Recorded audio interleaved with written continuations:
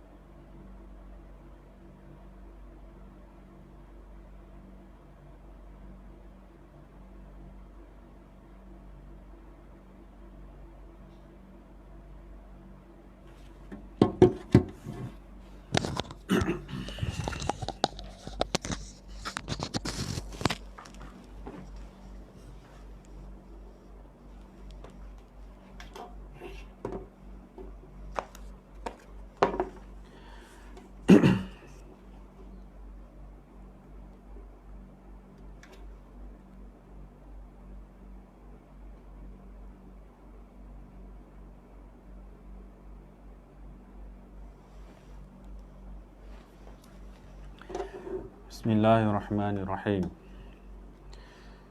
Ila hadratin Nabil Mustafa Sayyidina Rasulullah sallallahu alaihi wa ala alihi wa sahbihi wa baraka wa sallam. ثم إلى سيدنا علي بن أبي طالب سنة حسن بن علي سنة حسن بصر سنة شيخ القدر رجلين سنة شيخ الحسن شاذلي سنة شيخ محمد الهاشمي سنة شيخ القدر عيسى سنة شيخ سعد المراد سنة شيخ محمد زكي إبراهيم سنة شيخ الفرفور سنة شيخ القدر بن أحمد السقاف سنة شيخ محمد بن علي المالكي سنة شيخ اسماء رجل النقشبندي سنة شيخ منعم الجلال الأشرفي وسيدنا ومولانا ومربنا ووالدنا شيخ يوسف بن محمد قلب محمود الحسني وكل المسلمين والمسلمات الأحياء منهم والأموات. الفاتحة. أعوذ بالله من الشيطان الرجيم. بسم الله الرحمن الرحيم. الحمد لله رب العالمين الرحمن الرحيم مالك يوم الدين إياك نعبد وإياك نستعين اهدنا الصراط المستقيم صراط الذين أنعمت عليهم غير المغضوب عليهم ولا الضالين آمين.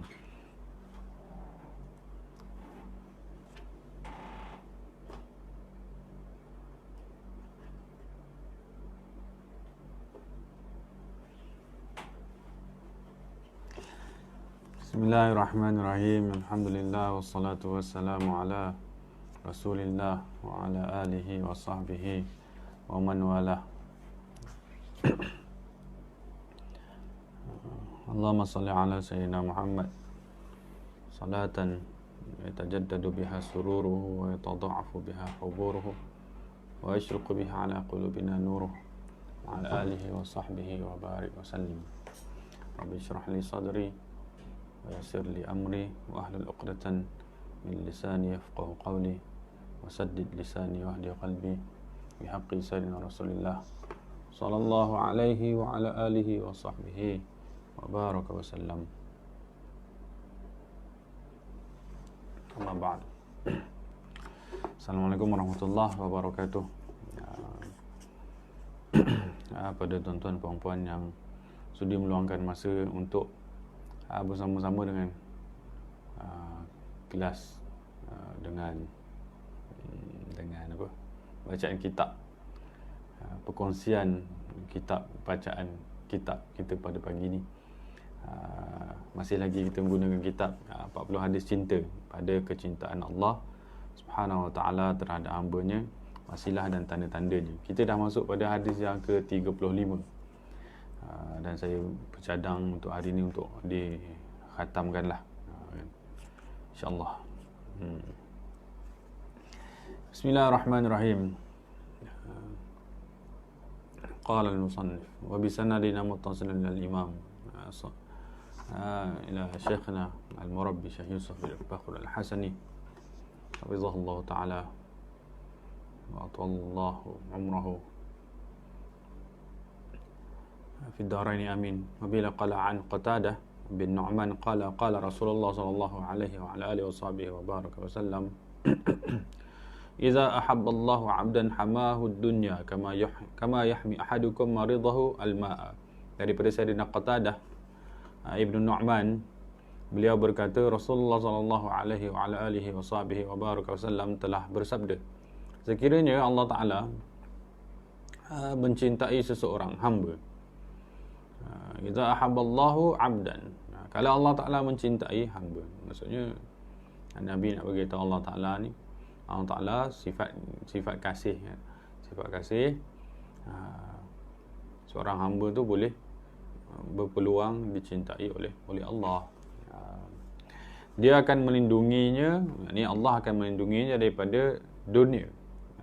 Yahmi ahadukum hamahud dunya. Allah Ta'ala akan melindungi daripada dunia. Apa yang dimasukkan dengan dunia kat sini? Fitnah dunia. Fitnah tu maksudnya dugaan, cubaan, ujian. Itu maksud fitnah. Asal maksud fitnah tu adalah dugaan, cubaan. Kalau dalam bahasa Melayu, fitnah itu hanya ditumpukan kepada tuduhan. Tuduhan pun sebahagian daripada fitnah juga kan, sebahagian daripada ujian juga. Tapi dalam bahasa Arab maksudnya lebih umum, lebih besar lagi. Yang ini dunia, fitnah maksud cubaan, bukan sekadar dituduh-tuduh kan. Lebih besar lagi lah. Jadi Allah Ta'ala akan melindungi kita daripada fitnah dunia. Sebab dunia ni dia ada potensi untuk dia diciptakan untuk menguji manusia, agar manusia menguji manusia sama ada manusia ni disibukkan dengan dunia atau disibukkan dengan Allah. Jadi kalau dia seseorang disibukkan dengan dunia, maka dia terkena fitnah dunia. Terkena fitnah dunia. Bahayalah terkena fitnah dunia ni, lupa Allah. Kita ni diciptakan untuk ingat Allah tapi lupa Allah. Na'udzubillah. Kemudian dia akan melindungi hamba-Nya itu daripada fitnah dunia sebagaimana seseorang daripada kamu melindungi lukanya daripada terkena air. Maksudnya dunia ni satu perkara yang menyakitkan lah. Dunia ni satu perkara yang membuat kita menjadi derita. Kalau kita tak pandai handle dunia ni, dia akan menyebabkan kita menjadi derita. Orang sibuk sangat kerja apa yang dia tak ada, sampai lupa apa yang dia ada, maka menyebabkan dia tidak menghargai apa yang dia ada. Bila dia tak hargai apa yang dia ada, dia tengok benda tak cukup je lah. Bila rasa tak cukup, itu menyebabkan dia menderita. Saya tak ada tu, saya tak ada ni. Tapi kalau dia tengok apa yang dia dah ada, dia banyak sangat dah ada tu kan. Jadi itu orang terkena fitnah dunia lah. Na'udzubillah. Man wajada kulli syai. Siapa yang dia telah memiliki Allah di dalam hatinya, maka dia telah memiliki segala-gala perkara. Tapi siapa yang kehilangan Allah, dia tak memiliki apa-apa pun. Waktu orang kalau dalam hatinya tak ada Allah, dia sibukkan dengan dunia, maksud dia sibukkan perkara yang tidak ada. Maksudnya perkara tu bukan dia punya. Bila tak ada, takut tak dapat. Kan? Bila tak ada, takut tak dapat. Bila dah dapat, takut hilang. Bila hilang, takut tak dapat balik. Itu semualah menderita lah tu. Kan? Sebab mencari yang bukan dia punya. Dunia tu kan tu Allah Ta'ala punya. Kalau orang berinteraksi dengan Allah, maka dia telah memiliki segala perkara. Sebab Allah Ta'ala akan bagi dia apa yang dia mahu sesuai dengan keperluan dia lah kan. Tapi kalau orang tak nak Allah dan cari selain daripada Allah, dia akan menyebabkan dirinya menderita. Di sini ada keterangan keterangan di sini, dunia merupakan medan fitnah yang dijadikan Allah sebagai ujian terhadap hamba-Nya. Allah Ta'ala berfirman, "Wa mal hayatud dunya illa la'ibun wa lah. Walid darul akhiratu khairul lil ladzina yattaqun afala ta'qilun." Dan tidak dinamakan kehidupan dunia melainkan permainan yang sia-sia dan hiburan yang melalaikan. Itu Allah Ta'ala yang sebut sendiri, "Wa mal hayatud dunya illa la'ibun wa lah." Dunia ni tak lain daripada tempat bermain dan hiburan yang melalaikan. Apa yang apa melalaikan, apa yang permainan tu? Maksudnya dunia tu, isi dunia tu. Dia kalau tak dibawa kepada Allah, maka jadi tempat bermain saja. Main-main mati. Macam budak pergi taman main lah kan, pergi taman permainan tu, nak sonok-sonok, letih-letih sampai tak larat nak balik, tapi kena balik kan. Pergi untuk dapat letih je lah kan. Tu budak-budak main taman permainan tu. Pergi masuk mainan tu, nak ambil semua, nak main papan kelonsor, nak pusing satu padang yang besar tu, nak main semua sudut lah. Dah tu dapat letih. Dapat letih, tak ada rehat, nak kena balik dah. Mak dah tak larat, tunggu dah. Orang yang sibuk main dengan dunia, tak berhenti-berhenti, letih balik rumah, letih, tak ada amal. Sedang mati kan. Na'udzubillah. Kita tak nak lah kehidupan yang begitu kan. Apa pun tak ada. Rugi. Sepatutnya taman permainan tu boleh jadi tempat sihat tu badan kan. Bukan untuk letih. Untuk macam tu je. Dia main tu untuk persiapan tempat lain pula kan. Jadi kita tak naklah dunia kita ni sekadar tempat bermain. Kemudian Allah Ta'ala sebut, dan sesungguhnya negeri akhirat tu lebih baik bagi orang yang bertakwa. Di sini ada kata kunci. Allah Ta'ala bagi tahu akhirat tu baik, tapi hanya orang yang bertakwa saja yang memahami nilai kebaikan akhirat itu. Sebab tu orang yang tidak, dia nak ukur diri dia, tak payah ukur orang lain, tak perlu ukur orang lain, tak perlulah orang lain tu kehidupan dia lah kan. Kalau dia sedar, alhamdulillah.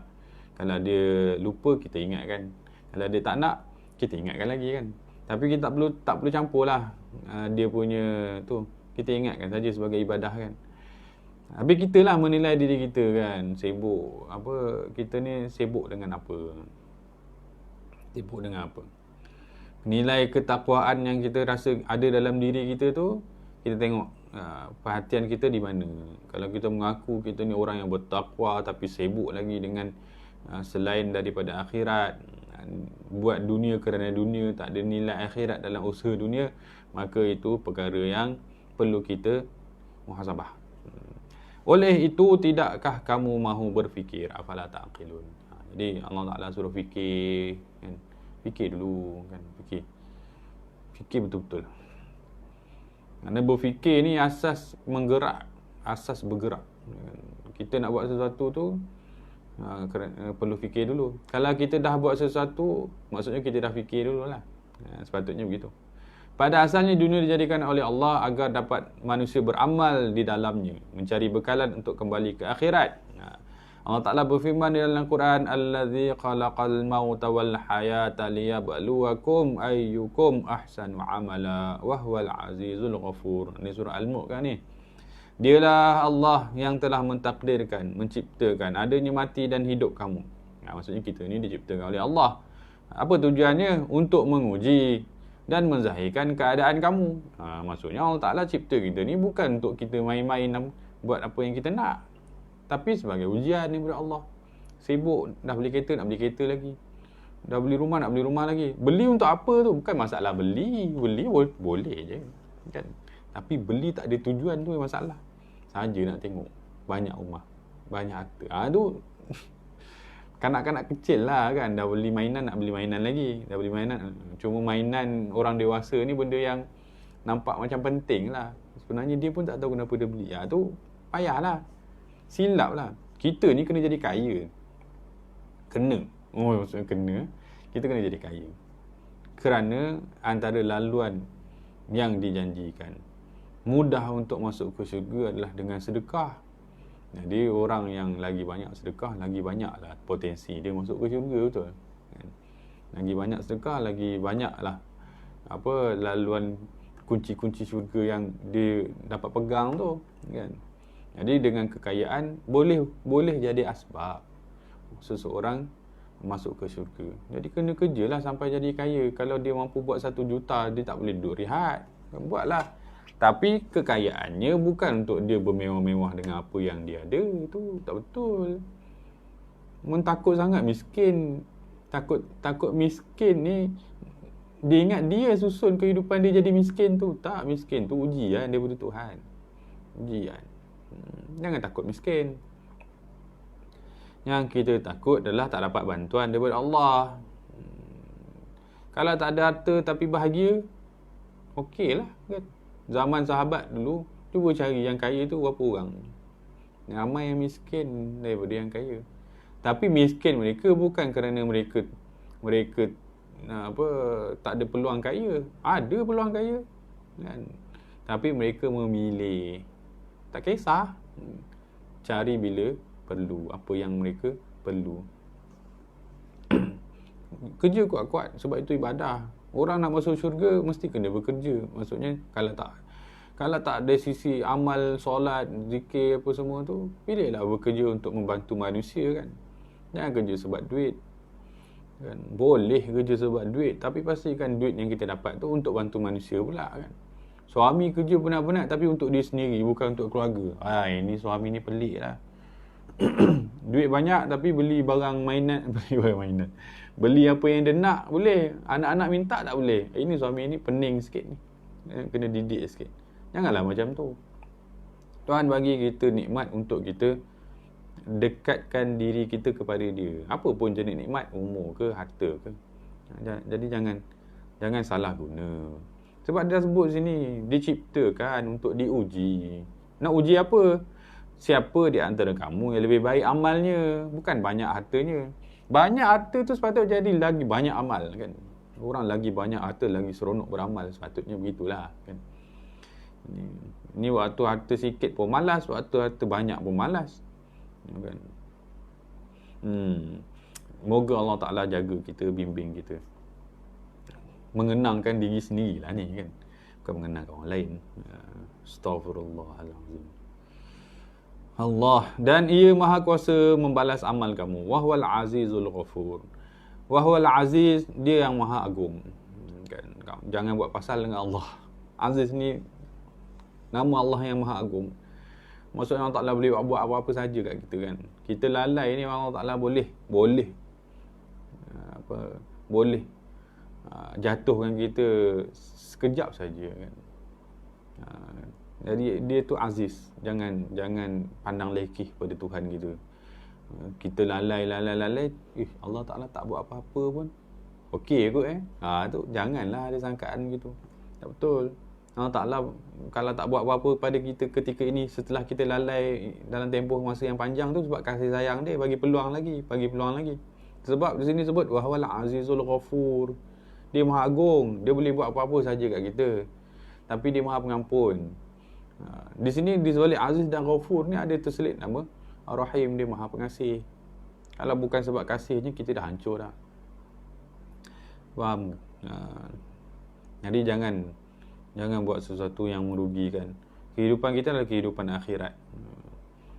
Kita memperbanyakkan harta dunia untuk akhirat, sepatutnya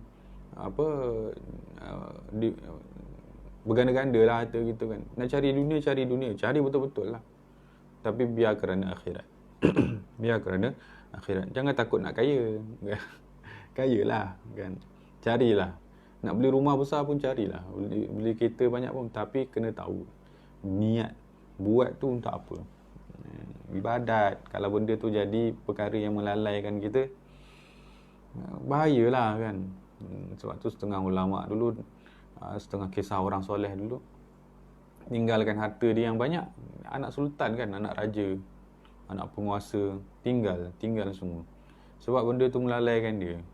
Dah kaya tu tinggalkan, sebab tahu benda tu bakal melalaikan. Jadi kuncinya apa? Kuncinya interaksi hati kita. Kalau kita tahu kita tak ada potensi, tak ada kemampuan untuk berinteraksi dengan dunia yang banyak, maka jangan ambil risiko, kan. Jangan ambil risiko. Jangan ambil risiko apa? Jangan ambil risiko mempertaruhkan akhirat kita tu. Dunia seronok, akhirat tak seronok. Tu tak seronok. Sebab akhirat tu dunia yang kekal. Hati-hati. Kemudian alangkah beruntungnya bagi golongan yang mendapat kecintaan Allah, lalu diperhala kehidupannya daripada kebinasaan fitnah dunia. Jadi orang yang Allah Ta'ala cinta ni Allah Ta'ala jaga. Allah Ta'ala bagi bimbingan, panduan, menangani dunia. Kita ni macam anak kecil yang masuk taman permainan tu lah. Semua benda nak. Pergi kedai Eco tu kan. Kalau dululah sebelum PKP kan. Anak-anak dia bahagian mainan tu lah nak masuk kan. Semua nak kan. Anak-anak kecil je.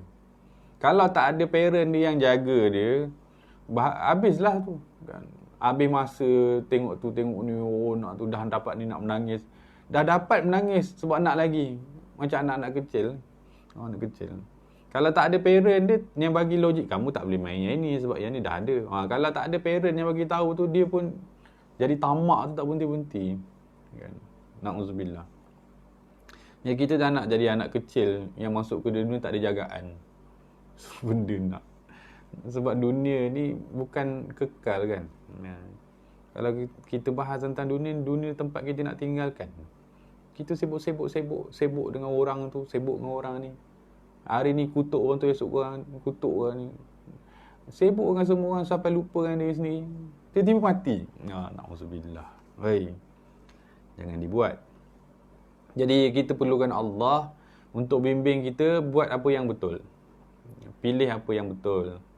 Dan kita perlukan Allah. Kita tak pandai hidup di dunia ni mengikut tujuan kita diciptakan. Kita dah dibagi tahu solat di awal waktu, tapi still lagi pilih solat di tengah waktu atau di hujung waktu. Sebab kita tak pandai lah. Kita tak pandai. Kita perlukan bimbingan, perlukan hidayah, taufik daripada Allah Ta'ala untuk melakukan. Jadi di sini Nabi beritahu siapa yang diberi peluang untuk dapat penjagaan daripada Allah. Ini orang yang dapat kasih sayang Allah. Jadi macam mana dapat kasih sayang Allah tu? Ni dah bahas dah kat awal-awal tu kan. Hatinya, yakni hati orang itu sedikit pun tidak berpaling daripada Allah. Walaupun memiliki kekayaan segala isi dunia, kaya, tapi hatinya tak kisah sikit pun pasal harta dia. Sebab dia tahu kaya dia Allah Ta'ala yang bagi. Kan? Itu orang sedar diri. Bukan dia yang cari. Orang sepatutnya kursus bisnes pun sekarang ni kena ajar konsep rezeki yang betul kan. Itu kena usaha kuat supaya kita dapat banyak. Asbab saja kan. Kalau kita dapat banyak, itu semua Allah Ta'ala yang bagi. Itu hakikat. Tapi bila dah dapat banyak, bukan untuk habiskan macam yang kita nak. Kan? Apa impian tuan-tuan? Nak pergi sini, pergi sini. Tak, jangan tanya macam tu. Apa yang patut kita lakukan setelah kita kaya? Bukan nak pergi Korea, nak pergi Disneyland. Boleh lah pergi. Tapi itu bukan yang utama. Confuse duit nak pergi Disneyland ni, nak pergi umrah ke nak pergi Disneyland. Jadi confuse. Nak pergi Korea dulu ke nak pergi Mekah dulu, confuse. Itu janganlah. Tu dah tak faham kenapa kaya kan. Mereka inilah golongan yang berjaya, yakni orang yang di dalam hatinya ada Allah walaupun dikelilingi oleh kekayaan dunia. Sebaliknya Allah Ta'ala memberi amaran terhadap golongan yang terfitnah terhadap dunia sebagaimana firman-Nya, Qul in kana aba'ukum wa abna'ukum wa ikhwanukum wa azwajukum wa ashiratukum wa amwalun iqtaraftumuha wa tijaratun takhshawna kasadaha wa masakinu tardawnaha ahabba ilaikum minallahi wa rasulih wa jihadin fi sabilih fatarabbasu hatta ya'tiyallahu bi amrih wallahu la yahdil qaumal fasiqin.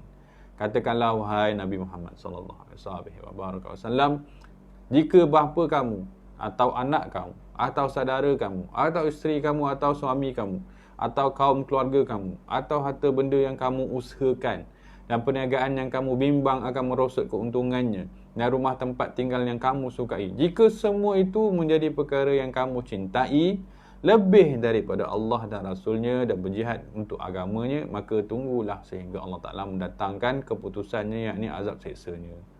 Kerana Allah Ta'ala tidak akan memberi petunjuk kepada orang yang fasik. Ini warning lah daripada Allah Ta'ala. terhadap kita manusia. Kita diciptakan bukan untuk buat apa yang kita nak. Kita diciptakan untuk ibadah kepada Allah. Di sini Allah Ta'ala kata lebih kamu cintai. Maksudnya kita boleh cintai harta kita, keluarga kita, anak kita, ibu bapa kita, pekerjaan kita.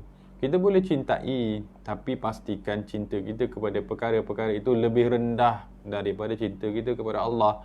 Maksudnya kalau bertembung perkara tersebut dengan Allah, maka tinggalkanlah perkara tersebut. Allah Ta'ala suruh kita kerja kuat. Lepas tu Allah Ta'ala jadikan ia sebagai asbab untuk kita dapat harta lebih banyak. Kemudian Allah Ta'ala perintahkan kepada kita dalam ayat-ayat Al-Quran yang lain tu, ada kata bayar zakat. Jangan takut. Ini kalau bayar ni hilang banyak pula kan. Boleh buat untung lagi kalau berniaga lagi. Itu dah confuse lah tu, cinta Allah dengan cinta. Saya cinta pada Allah tapi takut nak keluarkan zakat. Tu tak betul. Saya cinta agama kan. Saya cinta ibadah. Tapi saya takut keluarkan zakat. Tak betul. Zakat tu takut keluarkan. Kan, na'udzubillah. Okey, itu hadis yang ke-35. Hadis 36. Anin Nabi sallallahu alaihi wa alihi wa baraka wasallam. Inna 'izamal jazaa'i ma'a 'izamil bala' wa inna Allah idza habba qauman ibtalahum faman radiya falahu ridha wa man sakhita falahu sukht. Daripada Nabi sallallahu alaihi wa baraka wasallam. Hadis ini diriwayatkan oleh Sayyidina Anas bin Malik. Sesungguhnya ganjaran yang agung itu akan datang bersama dengan ujian yang besar. Tu kan. Lagi besar ganjaran, lagi besar ujian. Lagi besar ujian, lagi besar ganjaran. Nak dapat ganjaran yang besar, itu tentunya ada ujian yang besar. Kalau kita rasa kita diuji dengan ujian yang besar dalam kehidupan kita, ujian yang besar tu kita kena percaya ia akan memberikan kita ganjaran yang besar. Tapi kena sabarlah. Sabar. Mengadu hanya kepada Allah. Jangan kita dapat ujian mengadu pada manusia. Mengadu pada manusia dengan cerita kepada manusia ni ada beza kan. Mengadu pada manusia ni maksudnya kehidupan saya susah lah kehidupan saya ni. Cakap macam tu mengadu dekat orang sebelah tu, tujuan dia takkanlah kita tujuan dia kan, tujuan apa cerita tu kan. Tu kena takkan. Jangan sampai kita mengadu tentang Allah kepada manusia lain. Allah Ta'ala uji saya teruk sangat lah. Macam kita marah bos kita lah kan, dekat kawan kita. Bos saya ni marah saya teruk sangat lah. Tujuan tu supaya geng dengan kawan tu geng dengan kita marah bos juga kan. Takkan kita nak mengadu pada Allah tentang Allah pada kawan kita kan. Allah Ta'ala uji saya, Allah Ta'ala uji saya juga teruk sangat. Kan? Takkan kita nak anggap macam tu. Sebab tu tak sesuai mengadu tentang kehidupan kita yang susah dengan tujuan memburukkan Allah. Hati-hatilah jangan jatuh ke situ kan? Jangan ada. Sebab tu pengaduan tentang kesusahan dunia ni sebaik-baiknya hanya diluahkan kepada Allah. Tentang izzah kan? Kita nak minta tolong, boleh minta tolong pada manusia. Tapi mengadu tentang apa yang Allah Ta'ala buat pada kita tu perlu kita hati-hati kan. Takut tak sesuai kita mengadu di tempat yang tak sesuai. Allah Ta'ala uji kita supaya kita mengadu pada dia, bukan mengadu pada manusia yang lain. Beza kan minta tolong dengan mengadu masalah kan. Merungut. So Allah Ta'ala uji kita bukan sia-sia. Allah Ta'ala uji kita untuk dibagi pahala kan. Kita memang ada azam cita-cita kesungguhan yang besar untuk masuk syurga. Tapi kalau kita nilai diri kita, kita tahu amal kita tak melayakkan kita masuk syurga. Kita nilai diri kita, solat sunat tak banyak, solat fardu pun nak cepat-cepat habis. Sedekah kita yang kita simpan lagi banyak daripada yang kita bagi. Puasa kita tu tunggu bulan Ramadan saja. Jadi amal kita ni belum mampu memasukkan kita ke dalam syurga. Tapi kita nak masuk syurga. Minta hari-hari masukkan aku dalam syurga ya Allah. Beri aku syurga ya Allah. Jadi Allah Ta'ala tahulah macam mana nak masukkan kita ke dalam syurga kan. Dengan jalan apa? Dengan jalan dia bagi kita pahala sabar. Siapa yang dapat sabar di dunia, maka ganjarannya syurga di akhirat. Tapi sabar tu Allah Ta'ala bagi daripada apa? Allah Ta'ala bagi daripada ujian lah. Ujian tu untuk dapat pahala sabar. Pahala sabar tu untuk dapat masuk syurga kan. Syurga yang kita yang nak dibagi tu sebab apa? Sebab kita lah yang minta. Kita yang minta kan, saya nak syurga ya Allah. Tapi solat ibadah tak banyak pun. Kan banyak scroll handphone lagi daripada tengok Quran. Jadi kita pun boleh muhasabah kemampuan diri kita untuk masuk syurga tu rendah sangat kan. Ya Allah. Kan? Jadi sebab tu ujian ni untuk disabari. Kan? Nabi Allah Ta'ala bagi motivasi lah sini. Kamu sabar dengan ujian, ganjarannya ada. Kan? Lagi besar kamu rasa beratnya ujian tu, lagi besarlah ganjarannya nanti kamu. Kan? Kemudian sesungguhnya Allah Ta'ala kalau mencintai satu kaum, nescaya dia akan diuji. Ini kan satu berita gembira ni. Maksudnya kalau kita diuji, kita ni dicintai oleh Allah. Itu positif lah, husnuzan dengan Allah kan. Allah Ta'ala sayang saya, sebab tu Allah Ta'ala uji saya. Nabi yang paling dicintai oleh Allah, makhluk paling mulia dalam dunia dicipta oleh Allah. Tapi paling banyak ujiannya kan. Kita pun tak sanggup nak jalan ni kehidupan Nabi tu. Berat sangat. Kehidupan syekh kita pun kita tak sanggup nak tempuh. Ini kehidupan Nabi. Tapi ini kan golongan-golongan yang dicintai oleh Allah. Orang soleh, para solihin, para awliya. Nabi tu, tengok kisah-kisah Nabi tu. Kan Nabi ni kan orang yang dicintai. Tinggilah kedudukan Nabi ni Allah. Tapi ujian ni besar-besar kan. Itu maksudnya kalau Allah Ta'ala sayang, memang Allah Ta'ala uji. Itu kisahnya kan. Jadi kalau Allah Ta'ala tak uji, Allah Ta'ala tak kisah. Kita pun sama, orang yang kita tak kisah tu kita tak peduli pun kan. Kamu nak baik dengan saya ke, kamu tak baik dengan lantak kamu lah. Tak kisah kan. Jadi kita kalau tak kisah, kita tak nak ambil tahu pun. Tapi kalau kita sayang anak kita tu, kita didik betul-betul kan. Sampai anak kata, ibu ni kasar lah, garang sangat lah kan. Ayah ni garang sangat. Aku garang ni sebab nak didik kamu kan, supaya kamu jadi manusia. Kan ayatnya macam tu. Jadi maksudnya lagi kita sayang, lagi kita bagi perhatian pada benda tu. Jadi Allah Ta'ala kalau lagi sayang, lagi diuji manusia tu. Itu kunci lah tu kan. Barang siapa yang reda terhadap ujian ni, maka baginya reda daripada Allah. Barang siapa yang marah kepada Allah, maka baginya keburukan Allah. Na'udzubillah. Jangan marah-marah Allah. Keterangan orang yang beriman kepada Allah pasti memiliki keyakinan bahawa segala sesuatu yang berlaku itu di atas ketentuan dan kehendak Allah SWT yang perlu dihadapi oleh setiap mukmin. Ia merupakan latihan terhadap keimanan seseorang kepada Allah, iaitu bagaimana interaksi hati seseorang mukmin yang mengaku beriman kepadanya menghadapi ujian daripadanya. Apakah dia akan reda ataupun sabar, atau dia memberontak terhadap takdir Allah. Itu semua Allah Ta'ala nak tengok kan. Tadi ayat surah Al-Mulk tu ada sebut liyabluwakum. Dia nak tengok. Allah Ta'ala nak tengok bagaimana kita menghadapi ujian daripada dia. Liyabluwakum ayyukum ahsanu amala. Siapa yang paling baik amal ni? Paling baik amal maksudnya siapa yang paling baik hubungan dia kepada Allah ketika Allah Ta'ala menguji dia. Kan? Hidup ni, dunia ni ardul bala, ardul ibtila. Kan? Tempat menerima ujian. Orang cari rehat dekat dunia ni, kerehatannya tu palsu kan. Sebab sini memang tempat untuk diuji. Di sini bersangka baik kepada Allah memainkan peranan penting dalam mendidik hati orang mukmin tak kala diuji. Kerana Allah Ta'ala berfirman, biyadikal khair. Dalam kekuasaan engkau lah sahaja adanya segala kebaikan. Ayat ni yang kita pegang kan. Apa pun yang berlaku, semuanya baik dan asalkan daripada Allah. Mana ada yang bukan daripada Allah dan dunia ni? Semua daripada Allah. Kita, nyawa kita daripada Allah. Dunia ni daripada Allah. Kemudian Allah Ta'ala kata, biyadikal khair. Kat dalam Quran tu Allah Ta'ala sebut apa yang datang daripada tangannya, daripada tanganmu, itu semuanya baik. Allah Ta'ala yang ajar ayat ni pada kita supaya kita tahu tak ada yang buruk daripada Allah. Kalau buruk itu pandangan kita sajalah, kita tak faham hikmah. Kemudian Allah Ta'ala juga mendidik orang beriman dengan firman-Nya, wa asa an takrahu syai'a wa huwa khairul lakum wa asa an tuhibbu syai'a wa huwa syarrul lakum Wallahu ya'lamu wa antum la ta'lamun. Dan boleh jadi kamu benci pada sesuatu padahal perkara itu baik bagi kamu. Ada kan nafsu kan. Nafsu ni kadang-kadang tak suka satu perkara tu tanpa sebab. Kan? Ada orang, dulu masa mengajar di IPT tu ada pelajar tu, yang kita kawan-kawan dengan pelajar kan. Duduk sembang dengan pelajar tu, Ustaz saya tak suka tengok muka dia Ustaz. Oi, kenapa pula tak suka ni? Tak tahulah.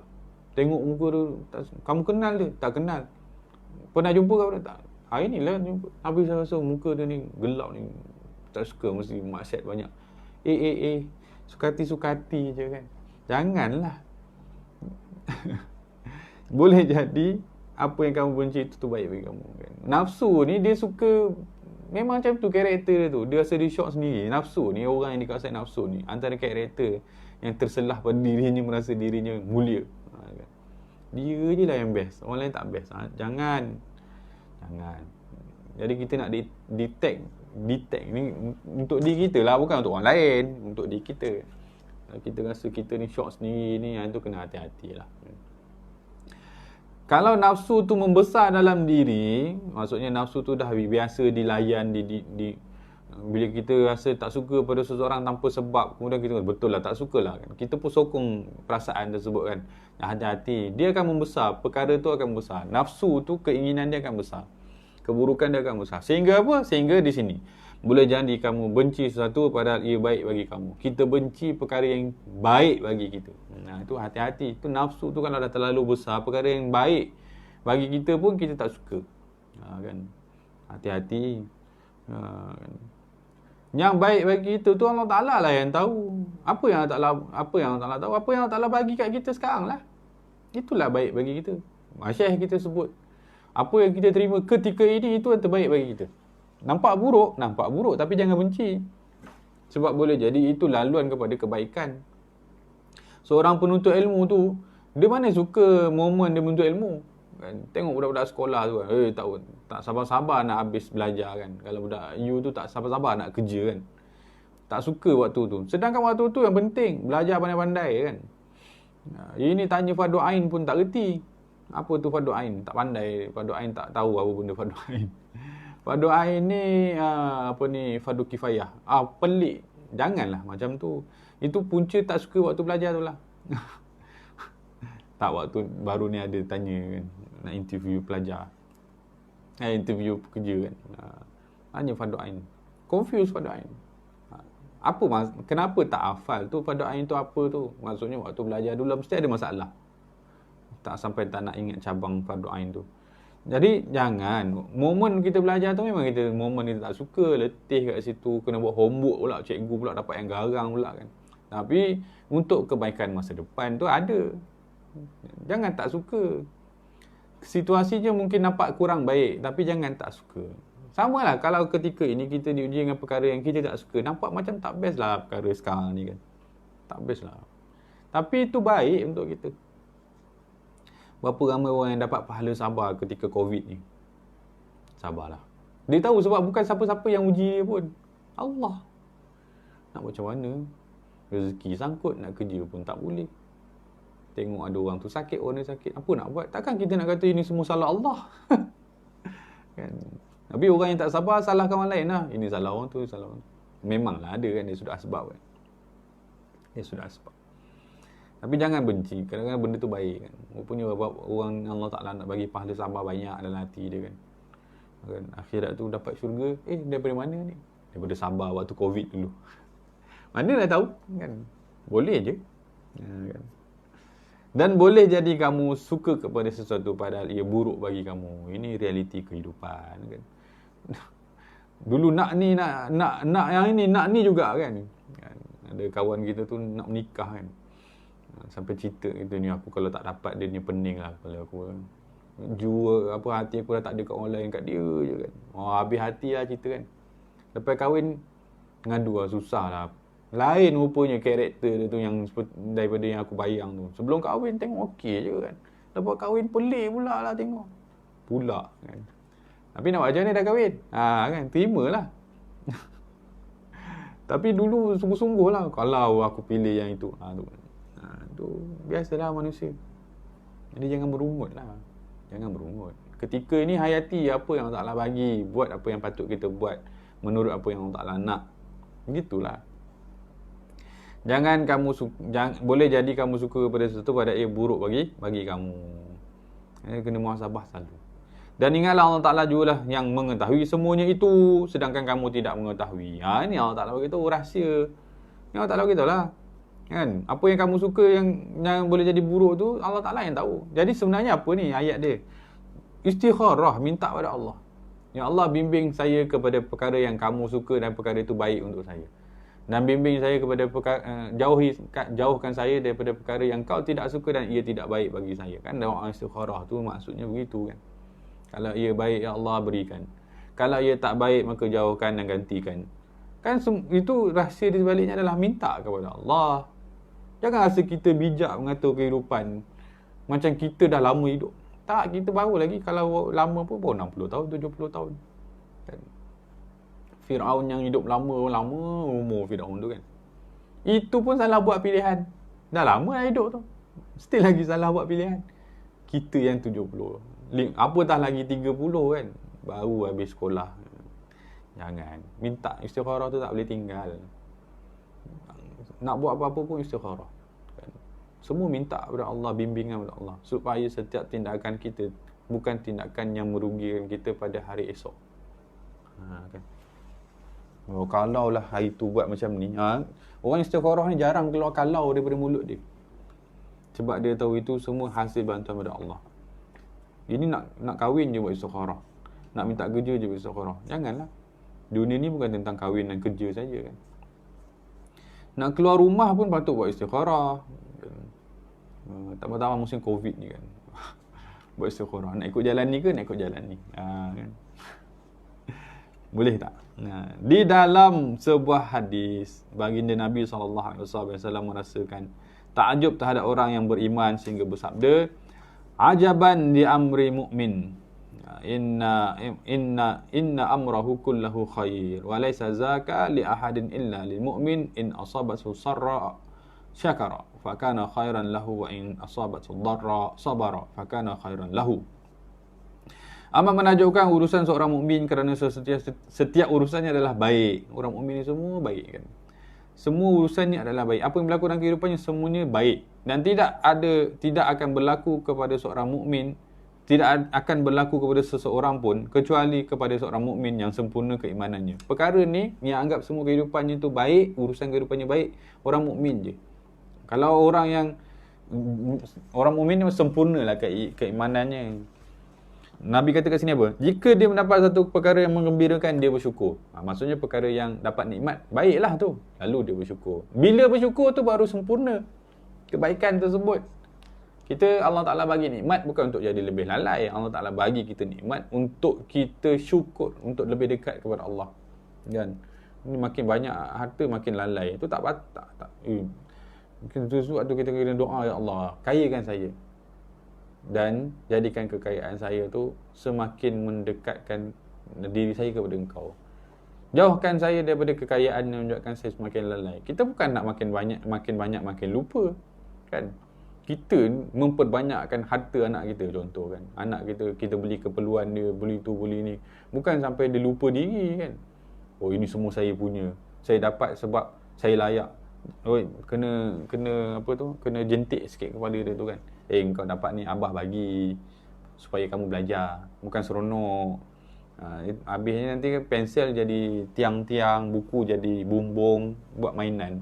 Kita beli untuk dia belajar. Dia seronok dengan mainan-mainan, dengan alat-alat sekolah tu, dah jadi mainan pula. Tu lupa tu. Kan? Kesempurnaan seorang mukmin ni, dia tahu dekat mana nak letak nikmat tu. Allah Ta'ala bagi nikmat, tahu nak letak kat mana. Tu mukmin, sebab dia tahu kehidupannya tentang ibadah. Kan, tentang ibadah. Jadi kalau dia dapat sesuatu, dia bersyukur, sesuatu yang mengembirakan, maka itu adalah kebaikan baginya. Kan, dapat nikmat, syukur, itu kebaikan. Jika dia ditimpa kesusahan, lalu dia bersabar, maka itu juga kebaikan baginya. Ini di hati seorang mukmin ni, dapat nikmat pun bagus, diuji pun bagus, duduk bagus. Sebab dua-dua dijadikan sebagai jalan ibadah dengan syukur dan sabar. Jadi kita kena didik diri kita ni supaya dipenuhi dengan syukur sabar. Syukur sabar, syukur sabar. Kehidupan kita, Syekh saya sebut, tak keluar daripada 4. Nikmat, dapat nikmat atau diberi ujian. Satu. Kemudian ibadah atau maksiat. Keliling tu. Pusing. Kuncinya adalah syukur dan sabar. Syukur dan sabar. Allah. Kemudian hadis ke-37 daripada An Amr bin al-Haq. Hamiq. Qala Rasulullah sallallahu alaihi wasallam, "Idza ahabba Allahu 'abdan 'asalahu." Faqala ya Rasulullah wa ma 'asaluhu? Qala yuwaffiqu lahu 'amalan salihan baina yaday ajlihi hatta yarda anhu jiranuhu aw qala man hawlahu. Daripada Sayyidina Amr bin Hamiq al-Hamiq radhiyallahu anhu, beliau berkata, Rasulullah sallallahu alaihi wasallam bersabda, sekiranya Allah Taala mencintai seorang hamba, maka dia akan memberikannya madu. Allah Taala akan baginya madu. Lalu ada sahabat tanya, wahai Rasulullah, apa madunya tu? Itu kiasan lah tu. Allah Taala bagi madu tu kiasan. Bagi madu isteri ke? Bukan. Madu lebah? Bukan. Jadi apa madu yang dimasukkan di sini? Jadi jawab Rasulullah sallallahu alaihi wasallam, maka akan dipermudahkan baginya untuk beramal soleh sebelum dia meninggal.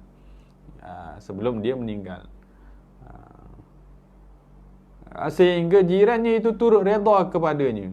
Atau perawi ragu mengatakan Nabi atau sesiapa yang berada di sekelilingnya. Ini ganjaran. Siapa Allah Ta'ala cinta, maka orang tu akan mendapat keredaan Allah. Dapat keredaan Allah. Tanda dia dapat keredaan Allah, dia dipermudahkan beramal. Redanya Allah kepada dia, sehingga redanya orang lain pun terhadap diri dia. Kan? Ada dua lah situ tanda. Asal maksudnya madu yang Allah Ta'ala bagi kepada orang yang Allah cinta ni dua. Satu, keredaan Allah. Orang yang dapat keredaan Allah, maka dia akan dipermudahkan beramal. Yuwaffiq itu sebagai taufik kepada Allah. Daripada Allah kepada dia. Orang tu dapat taufik kepada Allah untuk beramal. Maksud dia dapat, orang yang diberi taufik, dipermudahkan beramal ni, hatinya fokus kepada Allah kan. Ni kuncinya siapa ni? Kuncinya orang yang dapat cinta kepada Allah. Siapa yang dapat cinta kepada Allah? Orang yang mencari Allah lah. Orang yang mencintai Allah. Allah Ta'ala bagi dia cinta, lalu dia mencintai Allah. Lalu Allah Ta'ala bagi dia redha, lalu dia beramal. Kan Allah Ta'ala bagi dia redha sehingga orang yang di sekelilingnya pun turut redha kepada dia. Tak ada masalah dengan jiran. Sebab tu jiran ni boleh jadi tanda bagaimana hubungan kita kepada Allah. Dalam lafaz yang lain, sekiranya Allah Ta'ala inginkan kebaikan kepada seorang hamba, maka orang itu akan diberikan madu. Maka ditanya, wahai Rasulullah, apakah madu itu Rasulullah? Maka Rasulullah menjawab, Allah Ta'ala akan membukakan baginya kesempatan untuk beramal soleh sebelum kematiannya. Jadi sebelum kematiannya penting. Kita nak mati dalam keadaan soleh. Kita beramal sebelum mati, kita mati dengan syahadah la ilaha illallah. Kita tak nak bila mati tu lupa Allah. Nauzubillah. Jadi terus beramal sampai mati pun dalam keadaan la ilaha illallah. Kemudian sehinggalah orang di sekelilingnya turut redha kepadanya. Itu dua tanda lah. Dipermudahkan amal dan diredai oleh orang sekeliling. Orang sekeliling tak ada masalah dengan kita. Kita kalau tak ada masalah dengan orang, apa kebaikan dia? Kita tak ada saksi yang akan dakwa pada kita di akhirat. Kan? Di akhirat tu orang saling mendakwa satu sama lain. Ya Allah, saya buruk dulu, saya buat jahat ni sebab dia suruh. Ya Allah, saya dulu ni punca saya buat ni sebab dia. Kan? Saya gaduh dengan dia sebab dia mula dulu. Akhirat tu ada saksi-saksi buruk tu sebab kita ada masalah dengan manusia ketika hidup di dunia. Jadi cara dia, jangan ada masalah dengan orang di dunia ni. Jangan buat masalah dengan orang. Jangan gaduh-gaduh lah dengan orang kan. Macam mana supaya orang lain suka pada kita? Maka kita dulu kena cintai Allah. Kunci orang suka pada kita adalah kita cinta pada Allah. Orang baik susah nak buat masalah dengan orang kan. Keterangan di sini, madu merupakan manisan semula jadi yang dihasilkan oleh lebah yang tertentu dan memiliki pelbagai khasiat yang diakui perubatan zaman berzaman. Ini pensyarah kitab ni kata nak bahas madu dulu. Madu ni adalah manisan yang ada pelbagai khasiat. Maksud diberikan madu secara bahasa sebagaimana yang diterangkan oleh Al-Imam Al-Munawi, iaitu diberikan pujian yang baik dalam kalangan masyarakat.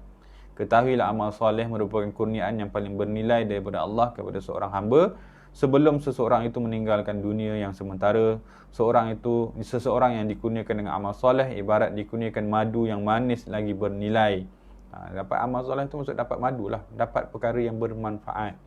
Mereka yang beramal soleh bukan saja memperolehi kebaikan kepada dirinya sahaja, bahkan akan turut dirasai oleh mereka yang berada di sekelilingnya seperti ahli keluarganya, jirannya maupun teman-temannya, sehingga kan mereka redha terhadapnya tak kala dia meninggal dunia.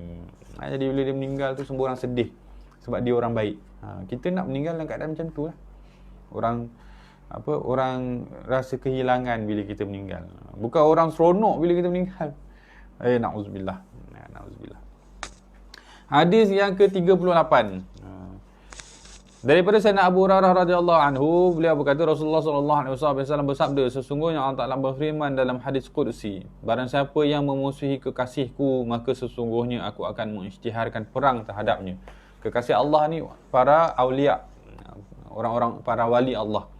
Wali ni apa? Orang yang di dalam hatinya hanya Allah.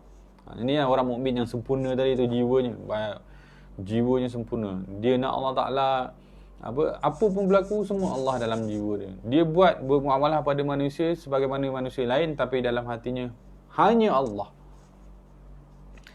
Maka sesungguhnya aku akan mengisytiharkan perang terhadapnya. Jadi Allah Taala jaga para wali dia, para kekasih dia. Kita ni tak tahu siapa kekasih Allah, jadi jangan buat masalah dengan orang. Imam Ali Zainal Abidin As-Sajjad, cicit Nabi sallallahu alaihi wasallam. Ali Zainal Abidin As-Sajjad. Ada cerita 3 perkara Allah Ta'ala sorokkan dalam 3 perkara. Allah Ta'ala sorokkan redanya dalam amal.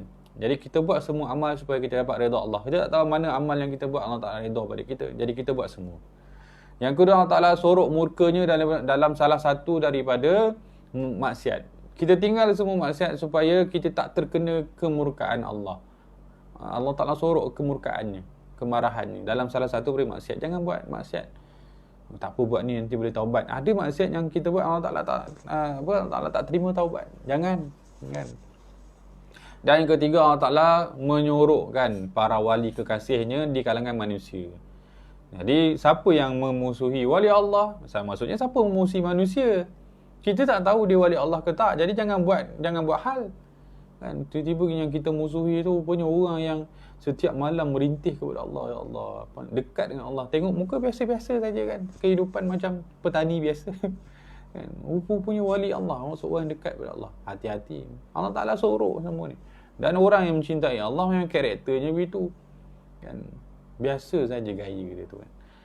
Hati-hati. Ada orang yang Allah Ta'ala jadikan dia wali Allah, tapi dia pun tak tahu dia wali Allah. Macam Uwais Al-Qarni. Tak tahu pun. Tak ada orang tahu pun dia dekat. Kecuali Nabi yang bagi tahu. Subhanallah. Jadi hati-hati, jangan memusuhi orang. Ini tengok orang tu tak suka, tengok orang ni tak suka. Na'udzubillah. Tidaklah seorang hamba mendekatkan diri kepadaku dengan melakukan sesuatu yang lebih aku cintai daripada apa yang telah aku wajibkan kepadanya. Jadi jalan nak dapat cinta Allah, buat perkara fardu. Jangan sibuk dengan sunat dulu, fardu dulu. Sebab Allah Ta'ala beritahu, siapa yang buat perkara yang fardu, maka dia dapat cinta aku. Kemudian tidaklah seorang itu sentiasa mendekatkan dirinya kepadaku dengan mengerjakan amal soleh, amal sunat, kecuali aku akan mencintainya. Kita buat amal sunat itu menambahkan cinta kita kepada Allah. Dan itu jadi tanda Allah Ta'ala semakin cinta kepada kita. Itu tanda. Kan? Jadi sibuk yang fardu dulu, baru sunat. Nabi sebut ni. Yang fardu tu biasa-biasa saja kan. Oh, yang sunat tu lain macam pula. Hati-hati. Jangan terbalik. Buat yang fardu, kemudian sempurnakan dengan yang sunat. Sunat tu tujuannya untuk menyempurnakan fardu. Kan? Jika aku sudah mencintainya, maka akulah pendengarannya yang ia jadikan untuk mendengar, dan penglihatannya yang ia jadikan untuk melihat dengannya, dan tangannya yang ia jadikan untuk melakukan sesuatu dengan dan kakinya yang dijadikan untuk berjalan. Maksudnya apa? Maksudnya kalau orang itu telah dicintai oleh Allah, maka Allah Ta'ala akan bagi bimbingan, taufik dalam semua perbuatan dia. Apa yang dia buat itu perkara-perkara yang Allah Ta'ala redha. Dia tak buat perkara yang dimurkai oleh Allah. So Allah Ta'ala yang jaga dia. Itu para wali Allah tu sempurna. Sebab tu Nabi maksum kan. Maksum maksudnya Nabi tak akan buat dosa. Mustahil. Tapi para wali Allah mahfuz. Dijaga oleh Allah. Dijaga oleh Allah daripada buat perkara yang Allah Ta'ala murkai. Sebab tu kalau antara karakter seorang wali Allah adalah melazimi taubat walaupun tidak berdosa. Melazimi taubat walaupun tak ada dosa. Apa? Dia tak buat dosa. Maksudnya dia tak buat salah pun tapi dia terus taubat. Itu para wali Allah begitu. Kan? Kita tunggu dosa baru taubat. Itu manusia biasa. Tapi para kekasih Allah mewarisi akhlak Nabi Muhammad ni, yang dekat istighfar ni tu ribu-ribu kan. Tengok tak buat salah apa pun. Kan? Itu luar biasa. Jikalau dia memohon kepadaku, jadi ni kekasih Allah lah, para wali Allah ni. Kalau mereka memohon kepadaku, maka aku akan mengkabulkannya. Dan jika ia minta perlindungan daripadaku, maka pasti aku melindunginya. Tidaklah aku ragu-ragu terhadap satu perkara yang aku sendiri melakukannya, sebagaimana keraguanku untuk mencabut nyawa seorang mukmin yang benci terhadap kematian sedangkan aku membenci kesakitannya. Jadi Allah Ta'ala ni adalah menzahirkan kasih sayang kepada para walinya. Kalau nak dicabut nyawa tu, Allah Ta'ala tak suka untuk menyakitinya. Tapi mestilah dicabut nyawa kan. Panjang syarah ni pula bila nak habis. Hadis ini secara umum telah pun dijelaskan sebagaimana pada hadis yang ke-23 dan 28. Sebelum ini, seorang hamba yang ingin memperoleh cinta daripada Allah hendaklah melakukan ibadah sebagaimana yang dituntut, dengan mengutamakan ibadah yang fardu ditambah dengan ibadah yang sunat. Adapun pada penghujung hadis ini diriwayatkan tentang kalimah at-taraddud, yang ini membawa maksud ragu-ragu dari sudut bahasa, sedangkan ragu-ragu itu merupakan sifat lemah kerana seseorang yang dikatakan ragu-ragu kerana tiada dan kurangnya ilmu terhadap urusan yang dilakukan. Maka mustahil sifat ragu itu ada pada Allah yang maha mengetahui lagi maha mendalam pengetahuannya, al-alim al-khabir. Jadi hendaklah kita di sini kembali kepada asas akidah yang berpegang kepada menyucikan Allah daripada sebarang kekurangan dan penyerupaan dengan makhluk. Sebagaimana firman Allah, laisa kamitslihi syai', tak ada satu pun sebanding dengannya pada zatnya, sifatnya dan pentadbirannya. Di sini bagi mengelakkan salah faham terhadap satu yang berbentuk mutasyabihah tentang Allah, sayugilah kita mentakwilkannya dengan sesuatu yang layak baginya. Adapun dalam hadis yang mulia ini, Allah Ta'ala berfirman tentang terdapat sebahagian hambanya yang mendekatkan diri kepada Allah. Mereka dicintai Allah dan Allah Ta'ala memuliakan mereka. Bahkan tak kala seorang itu mencintai seseorang, dia tidak sanggup melihat orang lain itu, orang yang dicintainya itu dalam kesakitan. Sedangkan kematian itu mendatangkan kesakitan yang bersangatan. Sebagaimana firman Nabi, sabda Nabi SAW, La ilaha illallah, inna lil mauti sakarat. La ilaha illallah, sesungguhnya kematian itu sangat memeritkan. Maka Sayyidina Umar pun pernah bertanya kepada Sayyidina Ka'ab al-Ahbar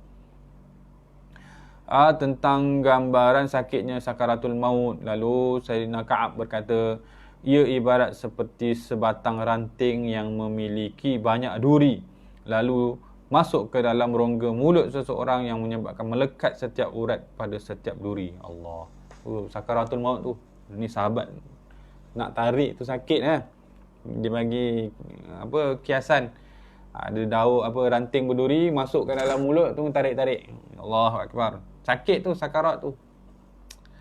Astagfirullah, na'udzubillah. Semoga Allah Ta'ala mudahkanlah kematian kita kan. Setelah seorang lelaki menarik dengan sentapan yang kuat menyebabkan duri itu menarik apa yang ditarik dan menyisakan apa yang tersisa. Jadi macam dia sentap lah keluar. Allah, itu yang kata dia mati terkejut kan, mata terbuka, malaikat tarik sentap. Adalah menyebut itu. Dan Allah Ta'ala dengan sifat maha penyayang tidak menyukai terhadap seorang Allah Ta'ala dengan sifat maha penyayang tidak menyukai terhadap seseorang menyakiti orang beriman, terlebih lagi hamba yang dikasihinya. Ni ungkapan ulama ni. Allah Ta'ala ni tak nak kita menyakiti seorang pun hamba Allah, sebab dia sayang semua. Tapi daripada yang dia sayang semua, ada yang dia sayang lebih daripada yang lain. Tu. Jadi kita ni jangan menyakiti manusia siapa pun lah kan. Takut itu kekasih Allah. Walau bagaimanapun Allah Ta'ala layak melakukan hambanya dan menetapkan sesuatu perkara sebagaimana yang dikehendakinya, seperti kematian sebagai ujian bagi mereka yang disertakan dengan ganjaran dan kemurahannya Allah Ta'ala. Wallahu a'lam. Jadi maksudnya, walaupun Allah Ta'ala kata dia tak nak menyakiti, tapi dia melakukan juga. Dia bukan sebab kesian, tapi nak bagi tahu di situ ada kasih sayang Allah. Kan? Orang yang sampai matinya pun masih lagi dikasihi oleh Allah. Kita kena rebut lah, kena ada impian nak jadi kekasih Allah. Kan? Supaya kita tak jadi kekasih yang lain. Hadis ke-39. Boleh ni habis ni. Kita nak habiskan hari ni lah. Sikit je lagi.